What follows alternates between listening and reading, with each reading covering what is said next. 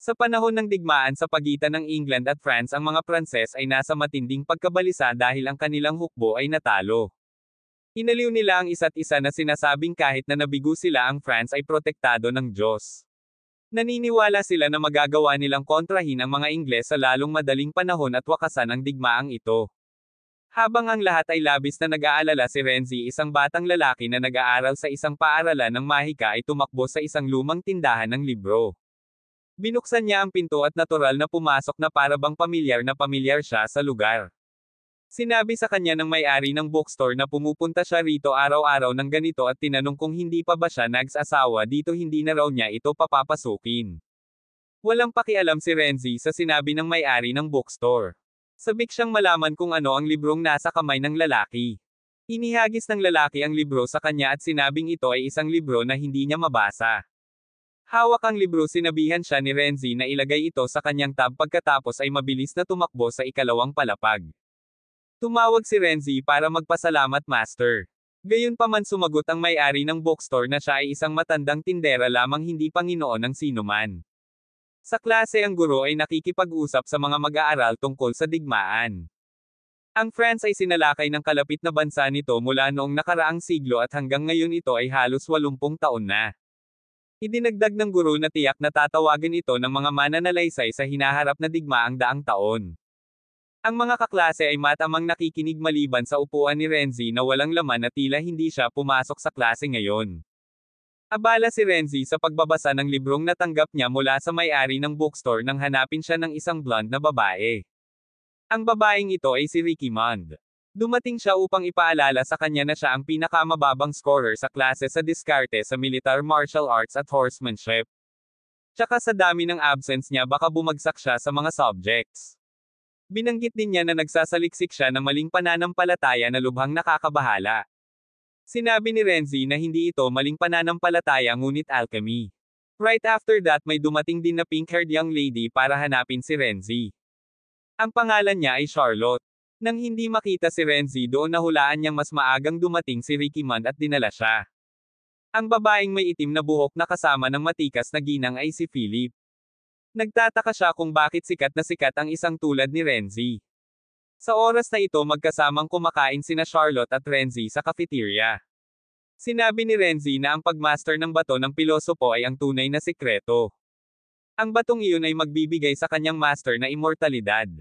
Nangangahulugan ito na kung dalubhasa niya ang alchemy, wala nang sino man ang mawawala ng buhay sa digmaan. 100 beses na niya itong sinabi kaya hindi na nag-react si Ricky Mond. Tinanong niya kung plano niyang bilhin ang bawat magic book na mahahanap niya.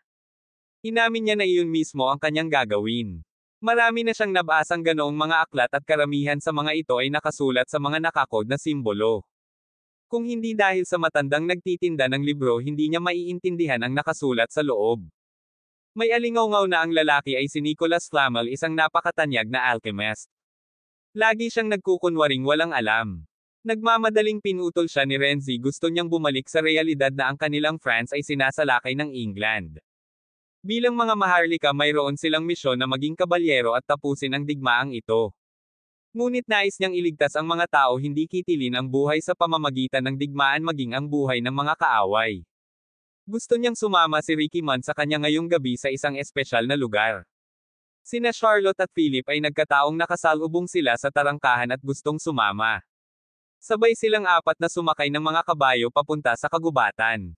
Sinabi ni Renzi na nakakita siya ng sariling mga mata ng mga engkanto at gusto niyang malaman kung nasaan ang mga engkanto na iyon. Ang mga diwata ay itinuring na mga kampa ng mga demonyo at tinutugis ng simbahan. Kaya bakit pinananatili sila ni Nicholas Flamel sa kanya? Nahulaan niya na ang mga diwata ay maaaring may kaugnayan sa alchemy. Kung tumanggi ang matanda na turuan siya, maghahanap at matututo siya sa kanyang sarili. Tatanungin niya ang mga diwata tungkol sa mahika na iyon. Tinanong ni Philip kung hindi nangangagat ang mga diwata. Sinamantala ni Charlotte ang pagkakataong ito para kulitin si Philip. Sinabing minsan na niyang narinig na may nakagat sa daliri ng isang diwata at gumapang pa ang diwata sa kanilang bibig at kinain ang kanilang mga organo. Ang mga salitang iyon ay natakot kay Philip. Nagtataka si Charlotte kung bakit palaging mas mabait ang mga tao kay Philip kaysa sa kanya. Ang sabi ni Renzi ay dahil palagi siyang nagdudulot ng gulo. Sa mismong sandaling iyon isang malakas na ingay ang umalangaw-ngaw na naging sanhi ng pagkataranta ng buong grupo at pag-atres. Mabilis na hinailan ni Renzi ang mahinang Philip sa isang maliit na sulok para magtago. Isang grupo ng mga sundalong Ingles ang biglang sumalakay sa kanila. Agad namang lumaban sina Ricky Montt at Renzi. Sa sandaling binyantaan nila si Ricky Montt, binato sila ni Renzi ng isang homemade chili bomb upang lumikha ng distraction. Nakaisip si Charlotte ng plano. Sinabi niya sa mga sundalong Ingles na si Renzi ang nangungunang alagad ng sikat na Nicholas Flamel at kung hindi sila atres gagawin niya silang bato. Nang matapos ang lahat nagtipon silang apat sa paligid ng apoy sa kagubatan. Hindi nila inasahan na ang mga sundalong Ingles ay nakalusot ng napakalalim sa France. Inaasahan ni Ricky Montt na ang kapayapaang tulad ng sandaling ito ay maaaring tumagal magpakailanman na maaari silang magpatuloy sa pag-aaral ng magkasama.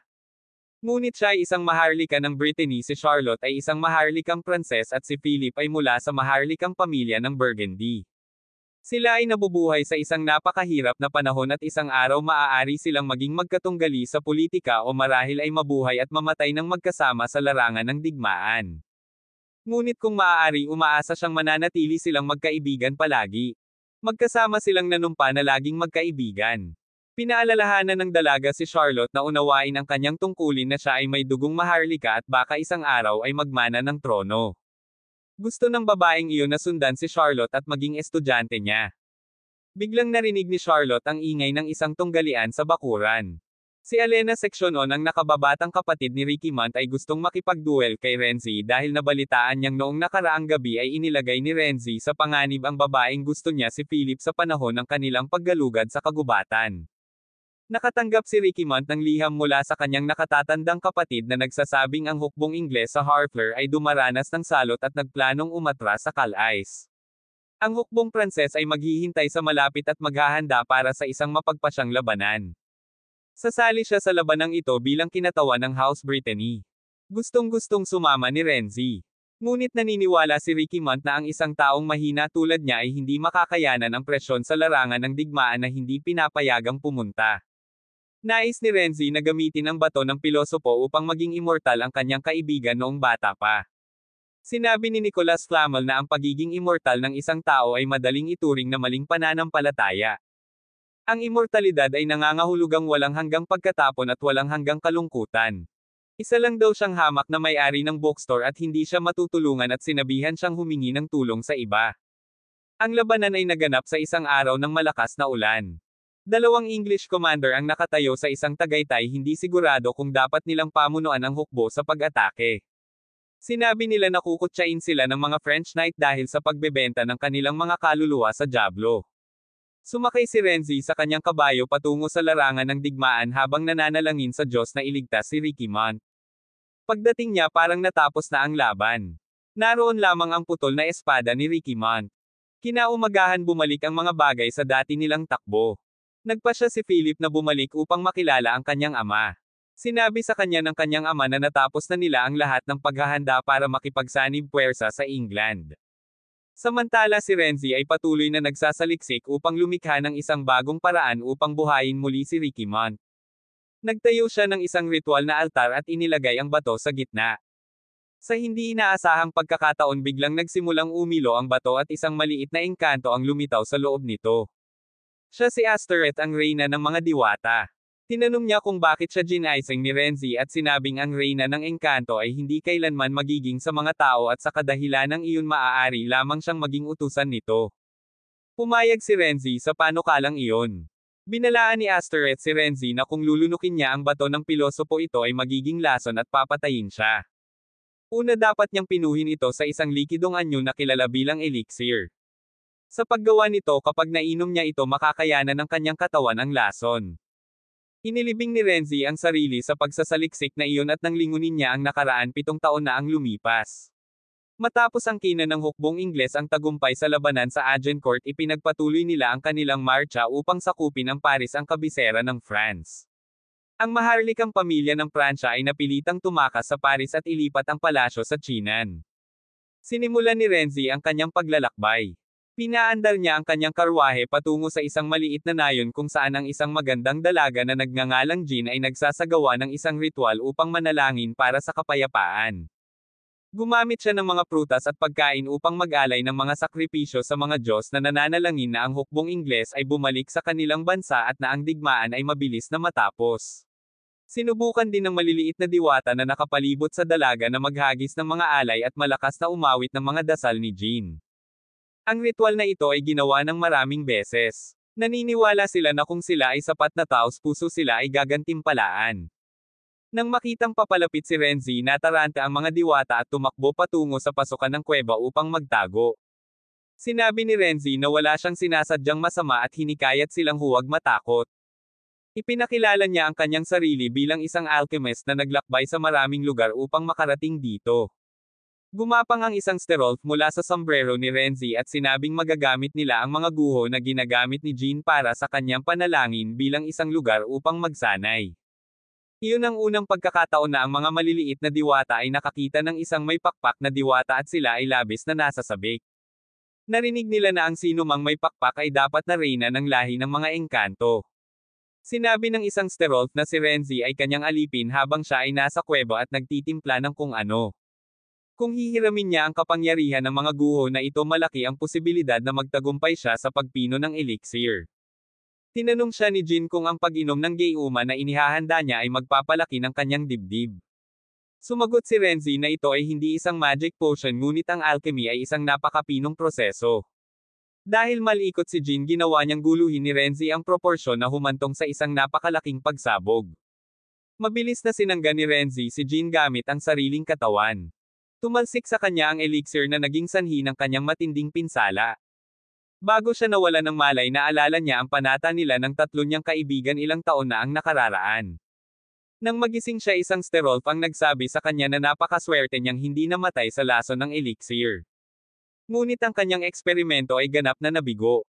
Ang sabi niya ay nakakaawa siya. Akala niya ay magtatagumpay siya sa pagpino ng elixir sa pamamagitan ng pagsunod sa kanyang mga tagubilin sa loob ng 3 taon. Ngunit 7 taon na ang lumipas nang walang anumang resulta. Hiniling ni Renzi na ibalik niya ang lahat ng mga taon ng kabataan na ginugol niya sa pagsunod sa kanya sa hangarin na lumikha ng elixir. Sinabi ng isang sterolf na siya ang napiling sinadya upang maging susunod na Ulysses. Ang magwawakas sa lahat ng digmaan sa mundo kabilang ang kasalukuyang digmaan sa pagitan ng England at France at gagawing walang hanggang paraiso ang mundong ito. Kaya naman ipinasa niya sa kanya ang kanyang kaalaman. Si Jean ay nakatayo sa pintuan at narinig ang lahat. Akala niya siya ang dahilan kung bakit siya nasaktan ng husto at labis na pinagsisihan ito. Sinabi ni Renzi na hindi niya kasalanan ito ay dahil siya mismo ay walang talento at pinayuhan niya itong huwag mag-alala tungkol sa mga bagay na iyon. Sa sandaling iyon tumunog ang alarm bell. Isang batang babae na nagngangalang Hire ang lumitaw at sinabing pumunta siya upang ipaalam sa mga taga-nayo na sasalakayin ng hukbo ang rehiyong ito.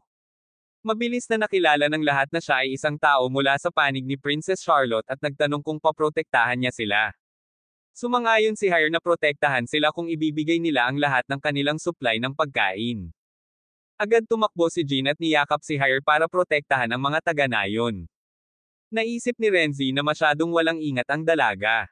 Kapag biglang nagpaputok ng baril ang babaeng iyon, nasa panganib si Jean.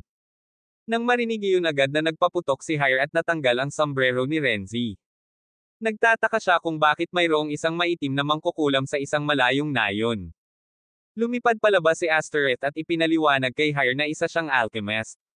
Sa sandaling makita niya si Astereth, nabighani si Hire sa kanyang pinong kagandahan. Para makipag-ayos kay Hire, sinabi ni Jean na hindi makakaligtas ang mga taga-nayon sa taglamig kung kukunin ang lahat ng kanilang pagkain. Ngunit sinabi ni Hire na kung hindi niya matupad ang kanyang misyon, hindi rin siya mabubuhay. Sinabi ni Jean na maaaring mabuhay si Hire ng kalahating taon nang walang pagkain salamat sa kanyang dibdib.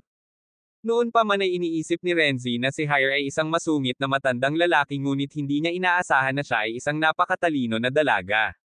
Biglang may umagos na puting likido mula sa bibig ni Renzi. Sinabi ni Astereth na ito ay malamang na elixir. Kanina na-absorb niya ang hindi nilinis na dami ng elixir at hindi niya namamalaya na ginawang sisidlan para sa pagpino nito. Sa madaling salita, kayanan ng kanyang katawan ang bato ng pilosopo. Pwede siyang maging Ulysses pero 3 minuto lang. Ang kanyang katawan ay nagpatuloy sa pag-convert ng elixir na nagdulot ng reaksyon sa bato ng pilosopo na humahantong sa pag-ikot nito sa labas ng kontrol. Sa sandaling iyon maaari siyang mamatay dahil sa maabutin siya sa pag-iisip. Pagkatapos isang pulang buhok na commander na nagngangalang Zane Trails ang pumasok sa simbahan at ipinaalam sa lahat na sinalakay sila ng kaaway. Iniabot din niya kay Renzi ang isang malaking espada at sinabihan itong lumabas at lumaban. Ang labanan sa labas ay napakatindi kung saan sinusubukan ng hukbo ni Hire na pigilan ang kaaway sa pagpasok sa bayan. Sa loob ng simbahan na natiling kalmadong nakaupo si Renzi. Tinanong ng mga taong bayan kung hindi ba siya makakalaban gamit ang espada. Kung gayon marahil ay maaari siyang gumamit ng dark magic para tulungan sila. Isinaalang-alang niya na direktang ilipat ang elixir sa Hire sa pamamagitan ng bibig para manalo siya sa labanan. Ngunit dahil siya ay isang mercenaryong sundalo ang pagbibigay sa kanya ng napakalaking kapangyarihan ay maaaring magpagulo pa sa mga bagay. Paalis na sa nayon ang mga diwata ngunit naisip ng isa sa kanila si Jean. Pakiramdam nila ay hindi nila siya kayang iwan na mag-isa doon at nagpasya silang bumalik at lumaban para protektahan siya.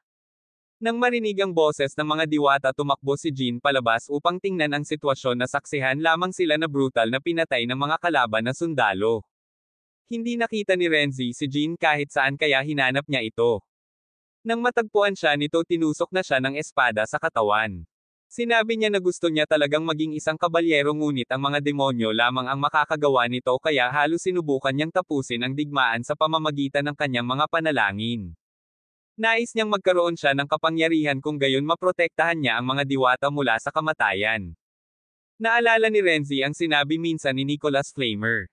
Kung ang isang tao ay ginawang walang kamatayan sila ay itataboy sa simbahan at makikita bilang isang erehe. Ang immortalidad ay nangangahulugan ng pagtakas sa kawalang hanggan at pamumuhay sa pag-iisa magpakailanman. Nagpasya siyang bigyan si Jean ng kapangyarihan sa pamamagitan ng paglalagay ng bato ng pilosopo sa loob niya. Mabilis niyang hinati ang bato binigyan siya ng elixir at ipinasok ang kalahati nito sa katawan niya. Ang proseso ay napakasakit ngunit sa sandaling gumaling siya ay nakakuha ng labis na lakas. Siya lamang ay kayang talunin ang maraming mga sundalo at kahit na makatiis ng napakalaking baril ng mga bala.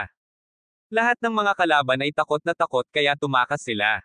Sinadya pa ni Jean na umatake ng mas mataas ngunit sa kabutihang palad ang kanyang oras bilang Ulysses ay naubos kinabukasan. Dahil naging Ulysses na siya hindi na siya maaaring manatili sa nayon. Ang tanging pagpipilian ay ang sundan si Renzi. Nakaisip na rin siya ng paraan para mamuhay ito ng mas comfortable para magkalat sila ng chismis na siya ay isang santo na nakatakdang wakasan ang digmaan. Ang hukbong Ingles ay nagpatuloy sa pag-atake na pinilit ang maharlikang pamilya ng Pransya na umatras mula sa Paris. Si Princess Charlotte ay bumangon upang maging pinuno ng maharlikang bahay. Namatay ang hari sa sakit at ang kanyang mga anak na lalaki ay sunod-sunod na nahulog sa larangan ng digmaan. Bilang resulta ang prinsesa bagaman isang babae ay kailangang umakyat sa trono. Ang pasanin ng responsibilidad at kalungkutan ay mabigat sa kanyang mga balikat.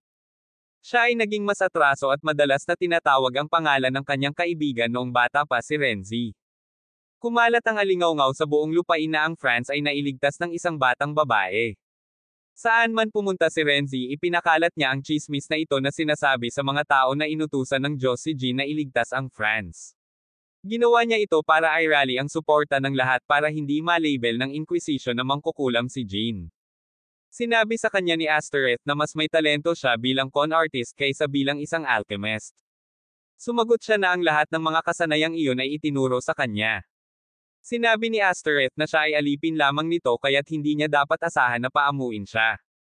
Ngayon na hindi na siya maaaring maging isang Ulysses patuloy siyang mananatili sa tabi niya. Nakaupo si Hir na nakatitig kay Astereth hindi maalis ang tingin sa kanya. Tila lalong lumala ang pagkahumaling niya sa mga magagandang babae. Bago masunog ang kanyang tinubuang bayan at nawala ang kanyang mga mahal sa buhay siya ay isang maliit na batang babae na nagngangalang Itian. Malamang na naaalala niya ang mga alaala ng kanyang mas bata. Biglang tumakbo si Jean para hanapin si Renzi. Gusto raw niyang humingi ng pabor sa kanya. Sinabi sa kanya ni Renzi na nakita na niya ang kanyang sarili bilang kanyang nakatatandang kapatid kaya maaari niyang hilingin sa kanya ang anumang bagay. Nakatanggap ng ganoong mainit na tugon hindi siya nagdalawang isip at sinabing gusto niya itong halikan. Nag-aapoy ang kanyang katawan mula nang umalis siya sa nayon at ang kanyang lalamunan ay sobrang tuyo. Gusto niyang uminom ng elixir ngunit nasa loob ni Renzi ang substance na iyon. Ang mga sintomas na ito ay ang mga side effect noong binasag ni Renzi ang bato ng pilosopo. Karaniwan ang muling paglalagay ng elixir ay kailangan lamang mangyari pagkatapos ng ilang taon o kahit na mga dekada, ngunit tila kailangan ni Jean na lagyang muli ito pagkatapos ng bawat oras na i-activate niya si Ulysses. Sa madaling salita, sa tuwing mag-transform si Jean bilang Ulysses, kailangan niyang halikan si Renzi. Sa pagkakataong iyon, nilapitan na ng dalaga si Renzi, ngunit nakaramdam siya ng sobrang hiya. Gusto niyang humanap ng mas liblib na lugar para isakatuparan ito. Biglang tumama ang isang palaso sa Amerikana ni Renzi na isang grupo ng mga kalaban na sundalo ay tinambangan sila sa kagubatan. Habang tinataboy ng lahat ang mga sundalo, biglang sumugod si Jean at pilit na hinalikan si Renzi. Kaagad pagkatapos na-activate niya ang kanyang Ulysses power. Sa lakas na iyon, mabilis niyang pinabagsak ang maraming sundalo. Gayunpaman, ang katotohanan na maaari lamang siyang manatiling pagbabago sa loob ng 3 minuto ay alam na ng mga tropang iyon. Nakatanggap si Count Trimoil ng liham na naka-address kay Princess Charlotte na isinulat mismo ni Renzi. Nang marinig kung sino ang sumulat ng liham, nagalit ang Conti, kaya dinurog niya ang maliit na manika sa kanyang kamay. Si Astereth na nakatayo sa simoy ng hangin sa isang restoran ay naalala ang sinabi sa kanya ni Renzi na gusto niyang hilingin kay Prinsesa Charlotte na ibigay kay Jean ang titulo ng kabalyero. Ang isang banal na dalaga na kaalyado ng ipinatapon na pamahalaan ay magpapalakas sa moral ng hukbo at ng mga tao, at may pagkakataong matatapos nito ang digmaan. Dinala niya si Jean sa palasyo ng hari para makilala ang prinsesa. Kung tutuusin, 7 taon na ang nakalipas mula noong huli silang magkita, kaya labis siyang nababalisa. Sinabi ni Jean na maiintindihan ng prinsesa kung ipapaliwanag niya kung bakit hindi siya dumating ng mas maaga. Kahit sinubukan niyang palakasin ang loob nito, ang dalaga mismo ay labis din ang kaba. Hindi siya sigurado kung irerekomende siya ng prinsesa para sa pagiging kabalyero. Habang nag-uusap sila, biglang nawala si Renzi. Sinundan ni Jean ang isang sundalo kung nasaan ang prinsesa. Habang si Renzi ay nakuha at itinapon sa isang madilim na bilangguan, doon nakilala niya si Riquimont. Dinala si Jean sa palasyo.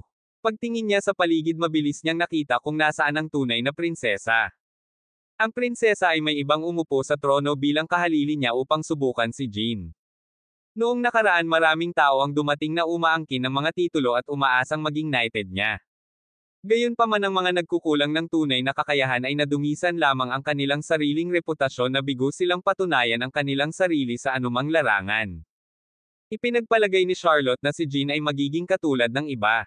Sa prinsesa, walang makapagliligtas sa France ngayon kahit ang sarili niya. Ngunit marahil ay minamaliit ng prinsesa ang mga kakayahan ni Jean. Napansin ng dalaga na ang nasa trono ay hindi ang tunay na prinsesa at natukoy pa kung saan nagtatago ang tunay na prinsesa. Sa bilangguan, sinabi ni Renzi kay Riquimont na narinig niyang nakatakas siya sa kanyang hukbo ng mag-isa. Inakala ni Renzi na naging general siya kaagad pagkatapos. Ngunit sa kanyang pagtataka, siya ay nakakulong dito. Tinanong ni Riquimont kung bakit hindi siya dumating upang iligtas siya. Noong gabing iyon, natalo siya sa labanan ngunit hindi pinatay. Sa halip, tinawag siya ng isang Ingles na general upang magsilbi bilang kanyang kabalyero. Tinanggap niya ang alok. Nais niyang maging tagapamagitan sa pagitan ng England at France. Gayunpaman, si Henry V ang kumuha sa kanya ay nagkasakit ng malubha at namatay sa lalong madaling panahon na sinira ang kanyang plano. Walang pagpipilian si Riquimont kundi ang bumalik sa France bilang isang kabalyero ng England. Tiniis niya ang kakilakilabot na mga bagay at kalaunan ay ipinagkanulo at tinalikuran mula sa hukbong Ingles. Umaasa siyang darating si Renzi para iligtas siya. Pero hindi na siya nagpakita. Tinanong ng prinsesa si Jean kung paano niya nalaman na hindi talaga siya ang nasa trono. Sinabi ni Jean na sinabi sa kanya ni Renzi ang tungkol sa prinsesa. Kaya nagkaroon siya ng magaspang na ideya. Sinabi rin ni Jean na nagpadala sila ng liham sa bantay pinto at nakatanggap ng pahintulot ng hari na makapasok sa lungsod. Ngunit sinabi ng prinsesa na wala siyang natanggap na anumang liham. Si Renzi ay nawala at ang sitwasyon ay lubhang kakaiba. Sinabi ni Charlotte na inabandonan niya siya para lang ibaon ang sarili sa alchemy at malamang nakalimutan niya ang panata na ginawa nila taon na ang nakakaraan. Iginiit ni Jean na hindi si Renzi ang uri ng tao na madaling sumisira sa isang pangako. Si Renzi mismo ay hindi napagtanto kung gaano karaming oras ang ubusin ng alchemy. Alam niyang basura siya dahil hindi niya nailigtas si Riquimont, ngunit naalala niya pa rin ang panata nila noon. Habang hinihikayat ni Jean ang prinsesa biglang dumating ang isang assassin para patayin sila. Binaril ng umatake ang braso ni Jean. Nang masira ito patuloy na umaatake ang assassin ngunit ginamit ni Jean ang kanyang kapangyarihang Ulysses para protektahan ang prinsesa. Gayunpaman nang maubos ang takdang oras ng kanyang kapangyarihan nawala ng malay ang dalaga. Noon lumitaw ang totoong assassin. Inutusan ng lalaking ito ang prinsesa na huwag humingi ng tulong sa pamamagitan lamang ng paggawa nito upang mapanatili niya ang kanyang buhay. Ang kanyang misyon dito ay kunin lamang ang bato ng pilosopo mula sa loob ng katawan ni Jean. Ang ipinatapon na maharlikang pamilyang Pranses sa Chinan ay nagsisikap na makipag-ayos ng kapayapaan ngunit ang Duke ng Burgundy ay pinaslang at ang relasyon sa pagitan ng dalawang bansa ay muling naging mas tensyon kaysa dati. Ang mabait na si Philip ay nagmana ng posisyon ng kanyang ama pagkatapos na paslangin ang kanyang ama. Papunta na siya ngayon sa Chinan para sa isang lihim na misyon. Sinabi ng Black Bear Assassin sa prinsesa na naghintay siya hanggang sa hangupa ang kapangyarihan ni Jean. Gusto niyang manatiling tahimik siya dahil hindi siya ang target niya. Tanging ang bato lamang sa loob ni Jean mas mataas ang binayaran para makaiwas sa mga gawain ng grupo ni Jean. Ang batang babae ay brutal na pinahirapan ng assassin na nagplanong punitin siya na parang isang maliit na kuneho. Ngunit una gusto niyang sabihin sa kanya kung paano gumawa ng elixir. Nagbanta siya na kapag hindi niya ito isiwalat sisirain niya ang magandang mukha ng prinsesa sa nakikitang baka nasa panganib ang prinsesa. Walang choice ang dalaga kundi sabihin sa kanya ang paraan ng pagkuha ng elixir. Natagpuan ng mamamatay tao ang pamamaraan na medyo kawili-wili. Sinabi niya na maaari niyang kunin ang bato mula sa kanya ngunit hindi saktan ng sinuman.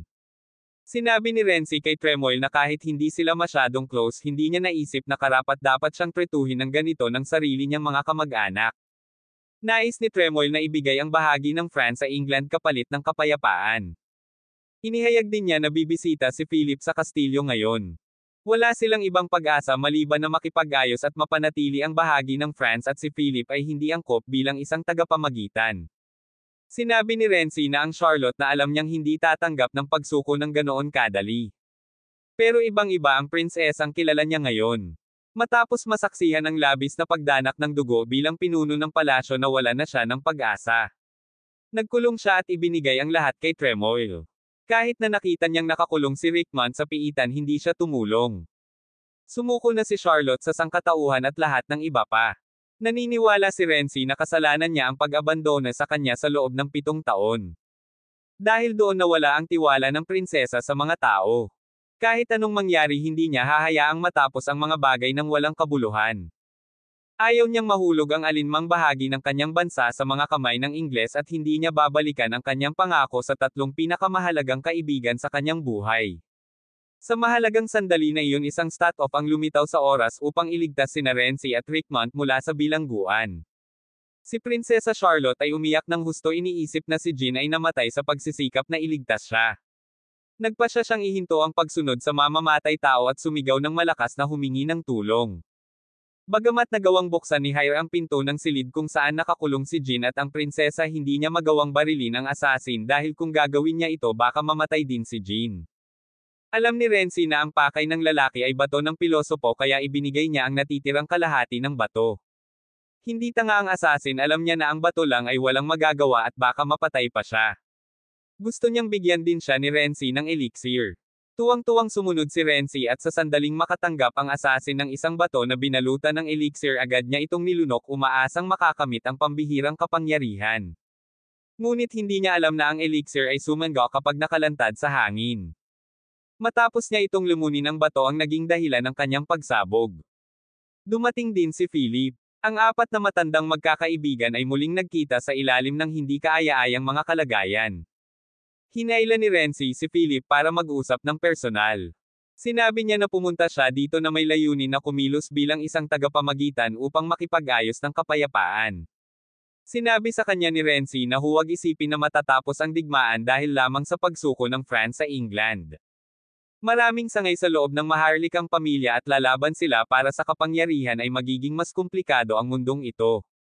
Ang tanging paraan upang makamit ang kapayapaan ay ang pagkakaisa ng France. Kapag ang trono ay naging tunay na matatag ang hukbong Ingles ay susuko at saka lamang tunay na matatapos ang digmaan. Upang makamit ito, kailangan ni Philip na pumirma ng isang kasunduan sa tigil putukan sa maharlikang pamilya ng Pransya at maging isang kaalyado. Ngunit tatanggapin kaya ni Philip ang panukala ni Renzi kapag patuloy na sumunod ang mapaghiganting espiritu ng kanyang ama at ipaalala sa kanya kung paano siya pinatay ng mga Pranses. Sinabi ni Jean sa prinsesa at Rickmont ang tungkol sa bato ng pilosopo at kung paano ay activate ang kapangyarihan ni Ulysses. Nang marinig na ang paraan ng pag-activate ay ang paghalik kay Renzi, parehong naging interesado ang prinsesa at si Rickmont. Nais din nilang ilagay ang bato sa kanilang sarili. Habang masayang nagkukwentuhan sila ay pumasok si Philip. Hindi raw niya matanggap ang proposal ni Renzi at mabilis na umalis. Hinabol siya ni Renzi para subukang akitin muli. Nais niyang talikuran niya ang mga ambisyon ng kanyang pamilya at mamuhay ng tunay na maligaya. Hinalikan ni Philip si Renzi para makuha ang elixir at saka umalis.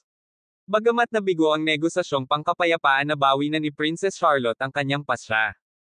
Poprotektahan niya ang soberanya ng bansa sa lahat ng paraan. Ang kanyang tawag sa sandata ay sinalubong din ng masigasig na suporta mula sa mga tao at itatalaga niya si Renzi bilang deputy commander upang mamuno sa labanan. Gayunpaman, ang pangunahing problema na kanilang kinakaharap ay ang kakulangan ng mga sundalo. Gusto ni Jean na personal na talunin ang hukbong Ingles at palayain ang lungsod, ngunit pinaalalahanan siya ni Heyer na ang kanyang kapangyarihan ay tumagal lamang ng 3 minuto. Bukod dito, aabutin ng kalahating araw para mabawi ang kapangyarihang iyon. Ang tanging pag-asa nila ay hintayin ang pagbabalik ni Rickmont pagkatapos humingi ng mga reinforcement. Nagbabalik siya ngayon para pag-usapan ang isyong ito sa kanyang kuya. Gayunpaman, ang kanyang kapatid na lalaki ay isang taong walang pakialam sa mga gawaing pampulitika. Pagbukas niya ng pinto at pagpasok sa kwarto niya, masaya pa rin itong nag-e-entertain ng mga manliligaw. Ang lalaking ito ay lubhang malabog, hindi lang siya nakipagrelasyon sa isang babae. Ngunit sa maraming iba't ibang kababaihan, si Rickmont ay diretso sa punto na nagsasabing gusto niyang humiram ng 2,000 tropa. Nagpadala siya ng maraming liham na humihingi ng tulong, ngunit hindi siya nakatanggap ng tugon, kaya ngayon ay personal siyang pumunta. Sinabi ng kanyang kapatid na abala siya sa pamamahala sa bansa, ngunit tila ang tanging bagay na nagpapanatili sa kanya na abala ay mga babae. Habang nag-uusap ang magkapatid ay may kumatok sa pinto ng isa pang babaeng naka-green dress dahil nakalimutan na niya ang kanyang undergarment. Gayunpaman, ang batang babae na ito ay hindi mukhang hindi kasiya siya gaya ng iba. Ang kanyang tingin kay Rickmont ay napaka-friendly din. Nang walang suportang militar mula sa kanyang kapatid, walang pagpipilian si Rickmont kundi bumalik. Naalala niya ang sinabi nito sa kanya. Kinasusuklaman ng kanyang kapatid ang digmaan dahil wala itong pag-ibig o sining. Nangako siyang magpapadala ng mga tropa para tulungan ang maharlikang pamilya ng Pransya, ngunit pagkatapos ay tahasang sinira ang kanyang pangako. Ang kanyang dahilan ay kung mananalo ang hukbong Ingles, lahat ng paksayo ng maharlikang pamilya ng Pransya ay mapaparusahan ng husto. Sa sobrang kaba, pumunta siya sa inuman. Matapos malasing siya ay kinidnap ng isang grupo ng mga sundalo. Nang imulat niya ang kanyang mga mata, natagpuan ni Rickmont ang kanyang sarili na nakabitin sa taas. Sinadya ng mga sundalong ito na labagin siya. Sa kabutihang palad para kay Rickmont, ang batang babae sa berdeng damit na nakilala niya sa palasyo ng kanyang kapatid ay humantong sa isang grupo upang iligtas siya. Matapos matagumpay na mapalaya ang 2 batang babae ay nagbukas sa isa't isa. Hindi inaasahan ni Rickmont na magiging ganito si Brittany. Sinabi ng batang babae na naka-green na damit na kapag ang isang bansa ay inihagi sa kaguluhan, ang mga puso ng mga tao ay hindi maiiwasang magbago. Nais din niyang payagan siya ni Rickmont na magbahagi ng ilang bagay tungkol sa kanyang kapatid. Noong nakaraan, maraming tao ang gustong pakasalan si Rickmont para sa alyansa, ngunit tinanggihan silang lahat ng kanyang kapatid. Nais niyang pakasalan ang kanyang nakababatang kapatid na babae sa isang lalaking karapat-dapat sa kanya, hindi tretuhin na parang bargaining chip. Maaaring hindi siya naging mabuting hari at maaaring wala siyang pakialam sa digmaan, ngunit pagdating sa kanyang kapatid na si Rickmont, ginamit niya ang lahat ng kanyang lakas para protektahan siya. Si Jean ay ngayon ay nagsasanay ng husto upang gumuhit ng maharlikang espada na sumisimbolo sa awtoridad ng maharlikang pamilya ng Pransya. Sa sandaling itinaas niya ang espadang iyon, mapapatawag niya ang mga tapat na kabalyero mula sa buong France. Espesyal ang espadang ito dahil ang material na ginamit sa paggawa nito ay walang iba kundi ang maalamat na bato ng pilosopo. Habang nag-uusap sila, dumating si Count Tremoille para humiling ng audience. Sinabi niya na narinig niya ang tungkol sa insidente sa kastilyo at nadaman niya na siya ay masyadong irresponsible para sa pagtaka sa lugar at pag-abandona sa Her Highness the Princess. Tinanong ni Renzi kung kinuha niya ang mamamatay tao na nagtangkang patayin ang prinsesa at si Jean, ngunit ang mamamatay tao na iyon ay nagpakamatay kaagad pagkatapos mahuli at walang ebidensya na nagpapatunay na kinuha siya ni Tremoille. Nagdala rin siya ng isang ulat kay Jean na maling akusasyon sa kanya sa harap ng simbahan na natutulog sa isang demonyo upang makuha ang kanyang pambihirang kapangyarihan. Labis na ikinalungkot ni Rickimont na hindi siya makakabalik kasama ang mga sundalo kung mayroon siyang tropa. Hindi na kailangang sumailalim si Jean sa absurd virginity test na iyon. Sinabi ni Renzi na kahit hindi siya nagbabalik ng mga sundalo, masaya pa rin siya dahil at least siya pa rin ang Rickimont na kilala niya noong bata pa siya. Pinayuhan din niya ito na huwag balikatin ang lahat ng mag-isa, ngunit ibahagi ang pasanin sa kanya sa paglalakad kasama niya. Nagsisimula ng magtanong ang mga tao sa lungsod kung bakit umiiwas ang dalaga sa virginity test.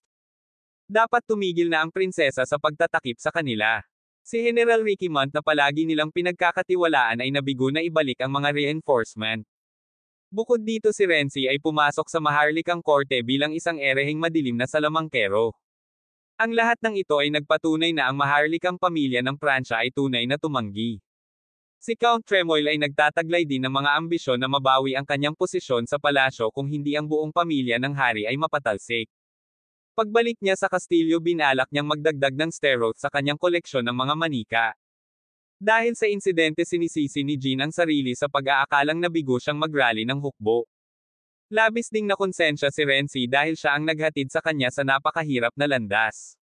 Ngunit hindi iyon nakita ng dalaga. Naniniwala siyang nailigtas ni Renzi ang kanyang buhay ay natapos na ang kanyang orihinal na buhay at binigyan siya nito ng bago.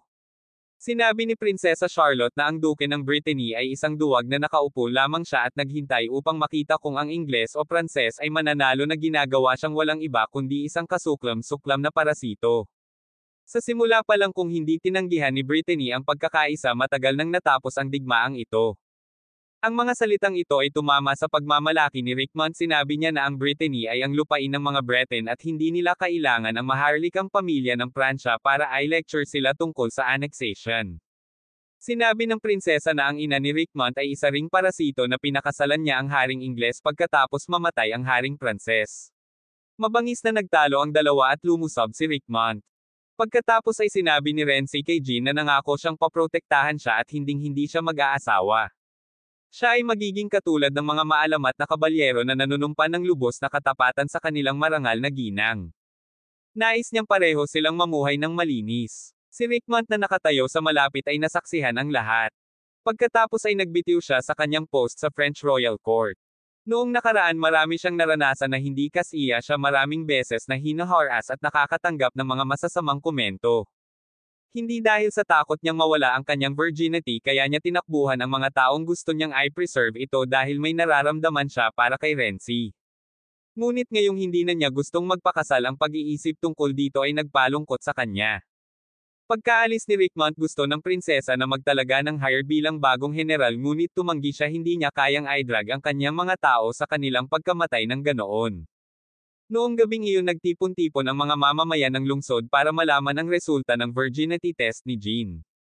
Si Renzi ay pinigilan ng hukbong Ingles. Nang makita ito, pinaandar ni Jean ang kanyang kapangyarihan at lumaban sa kanila. Mabilis niyang nailigtas si Renzi at sinabing kukuha siya ng virginity test. Talagang hindi niya papatayin ang sinuman dahil nawalan siya ng kanyang nakababatang kapatid na babae sa digmaang ito higit sa sinuman. Naunawaan ni Jean kung gaano kahalaga ang buhay. Kinabukasan ng marinig ang balita, bumalik din sa palasyo ang mga gwardya ng hari. Napagpasyahan nilang lumaban hanggang wakas upang protektahan ang kapayapaan para sa mundo. Ang labanan sa pagitan ng Inglaterra at France ay umaabot na sa kasukdulan nito sa Orla, Karapatang Arians. Kung sakupin ng mga Ingles ang rehiyong iyon, sakupin nila ang buong France. Sa kabilang banda, kung ang lupaing ito ay protektado, ang hukbo ng Pransya ay makakapagsigawa ng koronasyon para kay Princess Charlotte. Sina Renzi at Jean ay nag-aaral ng isang paraan upang mamuno ang mga tropa sa kuta ng kaaway. Inutusan niya si Astiraf na pumunta at ipaalam sa commander sa Orla, Karapatang Arians upang ihanda ang mga tropa para sa isang diversionary attack.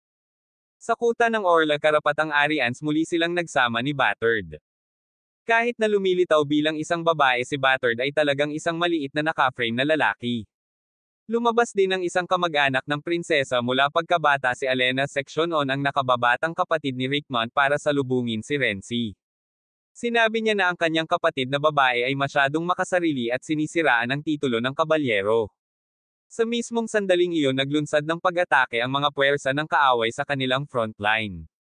Si Alena Section On na ayaw niyang pumunta sa larangan ng digmaan ng isang batang babae tulad ni Jean ay hiniling niya kay Renzi na ibalik siya. Pagkatapos nakasuot ng baluti at nakasakay sa kabayo agad siyang sumakay sa labanan. Para sa kanya ito ang pagkakataon na patunayan ang kanyang sarili kung kaya niyang manalo sa isang laban pagkatapos na umalis ang kanyang kapatid. Wala nang mag-iisip sa kanya bilang isang walang kwentang kapatid.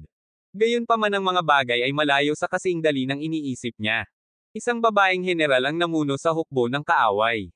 Gumalaw siya na parang multo na lumilitaw at nawawala sa kalooban. Ngunit hindi niya pinatay si Alena Section On. Ang kalaban na hinihintay niya ay si Jean. Ang pagkakakilanlan ng babaeng ito ay si Noir. Sinubukan ni Jean na ituloy at sirain siya hanggang dulo.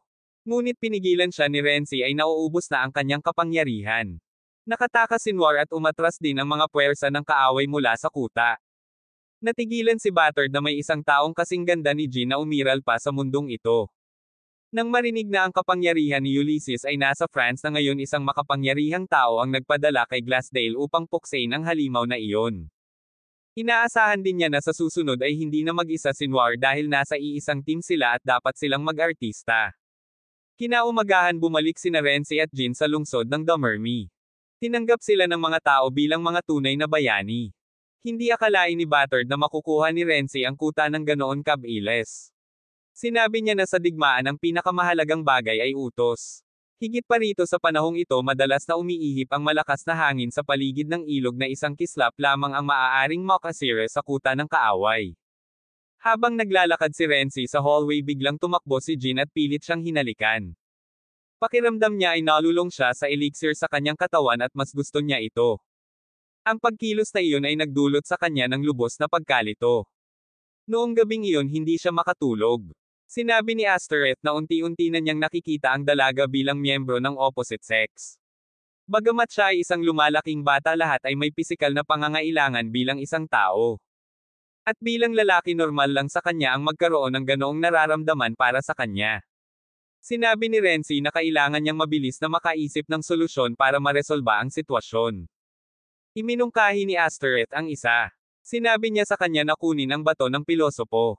At agad-agad na ipinakita ng bato ang imahe ng isang hindi kapani-paniwalang magandang babae na nakahawak lang sa kanyang mga bisig ay makakalimutan niya ang nararamdaman niya para kay Jean. Gayunpaman hindi niya gustong gawin ito. Ang tunay na pag-ibig ay ipinanganak kapag ang dalawang tao ay magkasama at pinagsasaluhan ang lahat. Kung gagawin niya iyon sa babaeng nilikha ng bato mawawalan siya ng pagkakataong maranasan ang tunay na pagmamahal. Kinabukasan biglang nawala ng kontrol ang maraming mamamayan. Sinabi nila na hindi nila maaaring hayaan ang hukbong Ingles na magpatuloy sa paggawa ng gusto nila na mayroon silang isang banal na dalaga sa kanilang panig. At kahit mamatay sila sa larangan ng digmaan mapupunta sila sa langit. Sa ganoong uri ng pag-iisip nagsimula silang maniningil patungo sa Tyrells. Parang nawalan sila ng sense of reason. Sa paniniwalang kasama ang banal na dalaga sila ay ganap na mapoprotektahan. Nagpasya si Alanson na pamunuan ang hukbo sa Tyrells na hindi niya maaaring hayaang mamatay ang kanyang mga tao sa walang kabuluhang pagkamatay. Ang pagsasanay ni Rickman ay hindi nawala ng kabuluhan ang nakababatang kapatid na ito ay may lubos na lohikal at pamamaraan ng pag-iisip. Gayunpaman naniniwala si Jean na hindi nila masusunod ang plano ni Alanson. Ayaw niyang mawala ng saysay ang lahat ng pagsisikap niya noong nakaraang araw para iligtas ang mga Orla karapatang Arians kung gagamitin niya ang lungsod na iyon bilang pang-aakit. Sa totoo lang wala silang sapat na tropa para maglunsad ng direktang pag-atake sa kuta ng kaaway. Nakaisip si Jean ng ideya. Mag-isa siyang papasok sa kuta. Ang emosyon ng batang babae ay umalangaw-ngaw sa bato sa loob ng kanyang katawan at lumikha ng isang malakas na mapagkukunan ng pagganyak. Ngayon walang makakapidyaw sa determinasyon ni Jean.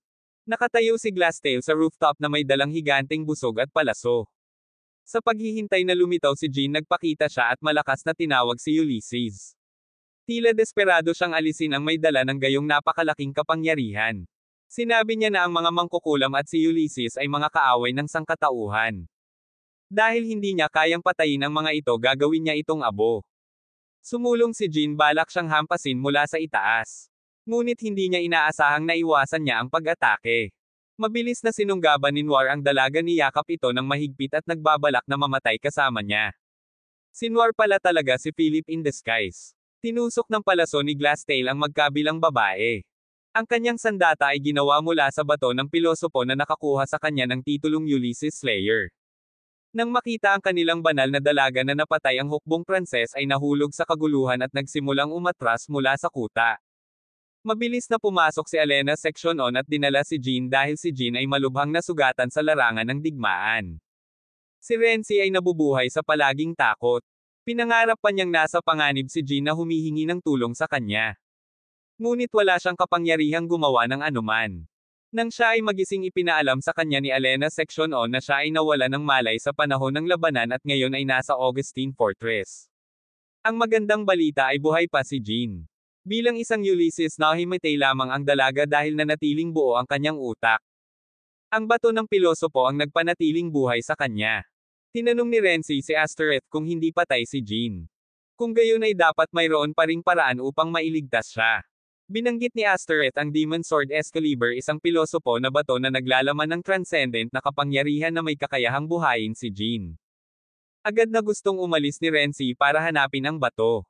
Pinigilan siya ni Alena Section On at sinabing kahit na muling buhayin si Jean, hindi pa rin kakayanin ng kanilang hukbo ang mga puwersang Ingles. Kahit na sila ay sapat na mapalad na sakupin ang kuta na ito, hindi nila ito mahawakan ng matagal. Kailangan nila ng reinforcements kahit man lang para magkaroon ng mga tropa. Nais ni Alena Section On na umuwi si Renzi at hilingin sa kanyang lolo na magpahiram ng mga sundalo para sa kampanyang ito. Susubukan nilang makuha ang Excalibur. Habang siya ay umuwi upang hikayatin ang kanyang lolo, siya lamang ang maaaring magdala ng mga pampalakas. Naghiwalay sila at kumilos ayon sa plano. Habang naglalakbay sina Alena Section On at Battered sa paghahanap kay Excalibur, umuwi si Renzi upang humiling ng mga pampalakas para sa paparating na labanan. Sa bahay ni Renzi, isang magandang babae ang naghihintay sa kanyang pagbabalik araw-araw. Ang babaeng iyon ay si Catherine. Nang makita siya pabalik, tuwang-tuwa siya at agad na tumakbo para yakapin siya ng mahigpit. Mahal na mahal siya ni Catherine na hawak niya ang lahat ng kanyang ari-arian mula noong araw na umalis siya at pinananatiling maayos at malinis ang kanyang silid, handa sa kanyang pagbabalik anumang oras. Pumasok ang lolo nila na hindi masaya ang mukha. Nabalitaan niyang dumating si Renzi para manghiram ng tropa kaya mabilis siyang bumalik. Sinabi ni Renzi na gusto niyang humiram ng 2,000 sundalo. Matapos mag-isip ng ilang sandali, sinabi ng matanda na maaari niyang kunin ang lahat ng gusto niya, ngunit may isang maliit na kondisyon.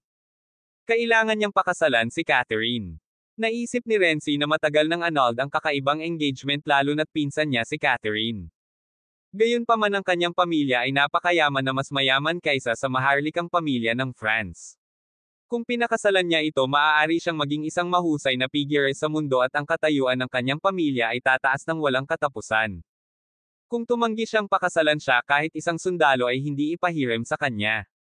Sinabi niya kay Catherine na hindi niya inaasahan na gusto pa rin siya ng kanilang lolo na pakasalan siya at labis siyang nagsisisi sa pagkaladkad sa kanya sa isang bagay na hindi nararapat. Wala siyang intensyon na isali siya sa isang incest marriage at ayaw niyang mag-alala pa ito sa mga sundalo. Susubukan niyang humanap ng ibang paraan para mahikayat ang kanyang lolo taliwa sa iniisip niya. Hindi man lang naabala si Catherine sa sinabi ng lolo nila. At saka siya mismo ang gustong pakasalan siya dahil matagal na niya itong minamahal ng lihim. Kahit na pinarusahan siya ng Diyos at itinapon sa impyerno, gusto pa rin niyang makuha ang pag-ibig nito. Nakiusap siya na huwag na siyang iwanan muli. Noong bata pa si Catherine, dinala siya sa mansyon na ito. Ayon sa ayos ng lolo ni Renzi, siya ang ikakasal sa kanya. Ang tunay niyang layunin ay ang swerteng minana ng dalaga sa kanyang pamilya. Nang siya ay nawala ng pag-asa matapos na kidnap sa isang nakakatakot na lugar, nagpakita si Renzi. Inilabas niya siya upang maglaro, sumakay sa mga kabayo at sinabi sa kanya na mula ngayon siya na ang magiging kuya niya at mabubuhay silang masaya sa lugar na ito. Ang kasal ng pinsan ay hindi nagtagumpay at si Catherine ay nagpatuloy sa pamumuhay sa kastilyo bilang nakababatang kapatid na babae ni Renzi. Matindi pa rin ang labanan sa pagitan nila ni Franz. Dinala rin ni Jair ang kanyang mga mersenaryong tropa upang suportahan ang maharlikang pamilya ng Pransya. Wala nang masyadong oras si Renzi. Binigyan siya ng kanyang lolo ng deadline. Ngayong gabi kailangan niyang matulog kasama si Catherine saka lamang siya magpapahiram sa kanya ng mga tropa upang bumalik at suportahan ang maharlikang pamilya ng Franz. Nang gabing iyon isang lalaking nagngangalang Nicolas ang dumating upang makita ang lolo. Noon pa lang nang ipanganak si Renzi binalaan ni Nicolas ang matanda na patayin ang bata. Dahil balang araw ay magdadala siya ng kapahamakan sa mundo.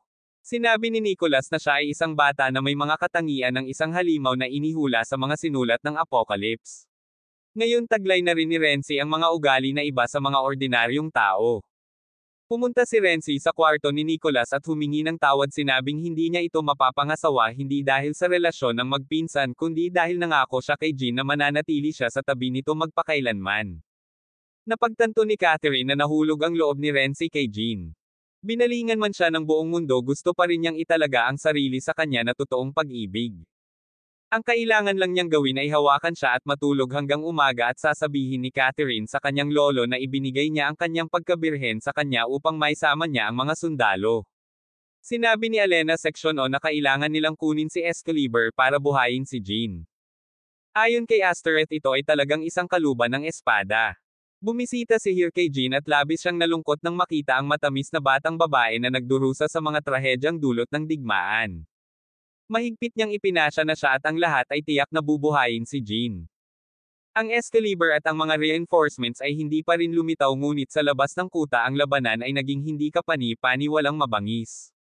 Hindi inaasahan ni Astoret na magtatagal ng ganito katagal ang paghahanap kay Excalibur dahil maraming taon na ang lumipas. Hindi na niya maalala kung nasaan ang kaluban. Habang nagtatalo sina Elena Section On at Astoret tungkol sa kinaroroonan ni Excalibur napansin ni Batard na unti-unting lumalapit sa kanila ang mga nakapaligid na bato. Hindi maintindihan ni Elena Section On ang nangyayari. Ipinaliwanag ni Astoret na ito ay isang bitag na matagal na niyang itinakda upang pigilan ang mga kabalyero na mahanap ang kaluban ng espada. Sinabi niya kay Elena Section O na itaas ang bato ng pilosopo at sa sandaling itinaas niya ang mahiwagang bato ang mga higanting bato ay tumigil sa paggalaw patungo sa kanila. Nagsimula ring lumitaw ang maliliit na diwata nang makita nila ang bato ng pilosopo. Ipinaliwanag ni Astoret na ang mga diwata na ito ay mula sa lahing Corrigan 1,000 taon na ang nakalilipas. Inutusan niya silang protektahan ang kagubatan na ito. Mabilis niyang inutusan ang mga ito na dalhin sa kanya ang kaluban ng espada ngunit napagkamalan nila siyang isang mangkukulam at nakalimutan na siya talaga ang kanilang ninuno.